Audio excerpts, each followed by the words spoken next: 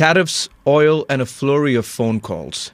From Delhi to Brasília, Moscow to Beijing, world leaders are scrambling to respond as Donald Trump's 50% trade bomb rattles global politics. Modi meets Putin's top brass. China fires back. Brazil joins the pushback. And now a possible Trump-Putin summit that could reshape the Ukraine war. The question is this the start of a breakthrough or the opening of a bigger fight?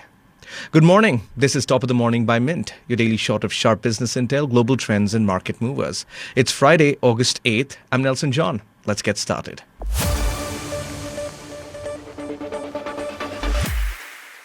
Here's the thing. US-India trade talks, they're not moving an inch. President Donald Trump has made it clear until the tariff fight is settled, there's no deal on the table. This week, Washington doubled down by hiking tariffs on Indian imports from 25% to a hefty 50%. The White House says it's about national security and foreign policy, pointing straight at India's continued purchase of Russian oil while Moscow's war in Ukraine grinds on. When asked if trade talks could resume after this spike in duties, Trump's answer was short and sharp. No, not until we get it resolved. It's a signal that the US is taking a hard line, and the standoff may stretch for a while. For India, the stakes are high. The US is one of the biggest export markets, and a prolonged freeze could hit sectors from textiles to tech.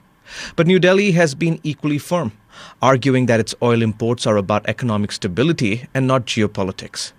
The question is now, who blinks first?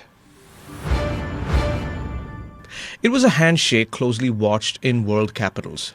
India's national security advisor Ajit Doval met Russian President Vladimir Putin at the Kremlin on Thursday. A visit loaded with strategic weight.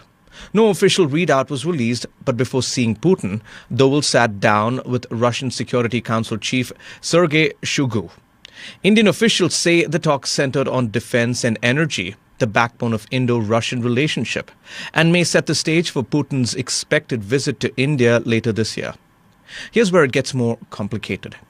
While Doval was in Moscow, US President Donald Trump dropped a tariff bomb, an extra 25% duty on Indian goods, taking the total to 50%. Washington calls it a national security move, accusing India of helping fund Russia's war in Ukraine through oil purchases.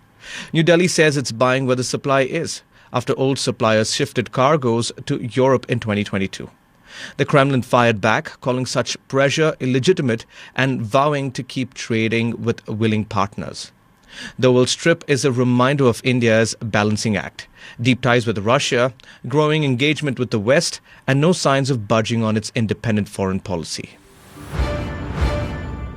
Beijing just took a swipe at Washington and Donald Trump personally. Hours after the US president slapped India with a steep 50% tariff over its Russian oil purchases, China's ambassador to India, Xu Fihong, fired off a sharp post on X. Give the bully an inch, he will take a mile. The jab came with a quote from Chinese Foreign Minister Wang Yi, who earlier warned that using tariffs to suppress other countries violates UN and WTO rules and is unsustainable. Here's the twist. Trump also hinted that China could be next. Asked if similar penalties might hit Beijing for bullying Russian oil. Asked if similar penalties might hit Beijing for buying Russian oil, Trump replied, "It may happen. One of them could be China." The number tells the story. In June 2025, China bought 47% of Russia's crude exports, India 38%, with EU and Turkey far behind. Beijing's response was defiant.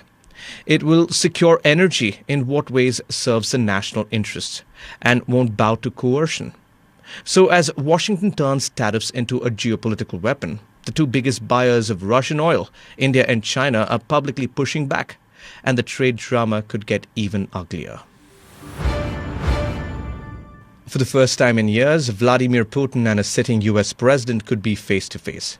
Russia's deputy UN envoy Dmitry Polyansky confirmed on Thursday that Putin and Donald Trump have agreed to meet as early as next week, though the location is being kept under wraps. They agreed to something they don't want to disclose, Polyansky said, adding that while no Putin-Zelensky meet is on the books, he can't rule it out. If it happens, this will be the first US-Russia leaders summit since June 2021, when Putin met Joe Biden in Geneva. Russia's invasion of Ukraine in February 2022 froze such talks, with the war now grinding into its fourth year. Trump campaigned on ending the war in 24 hours, but 7 months into his second term, the promise remains unmet. Just this week, he slapped India with an extra 25% tariff over Russian oil purchases, even as he hailed progress from its envoy Steve Witkoff's meeting with Putin. The White House says Moscow requested the meeting, part of a fresh push to break the deadlock. Whether it's a turning point or just another photo op is the question.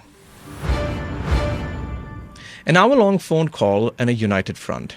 On Thursday, Brazil's President Luiz Inácio Lula da Silva spoke with Prime Minister Narendra Modi about the fallout from Donald Trump's 50% tariff on both countries. The two leaders pledged to deepen cooperation in trade, energy, defense, technology, health, and to push their strategic partnerships to new heights.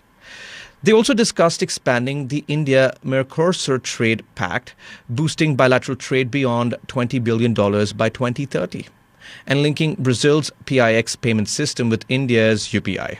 Lula confirmed he'll visit India early next year, with his vice president leading a ministerial and business delegation in October. The talks also touched on coordinating the BRICS presidency handover from Brazil to India.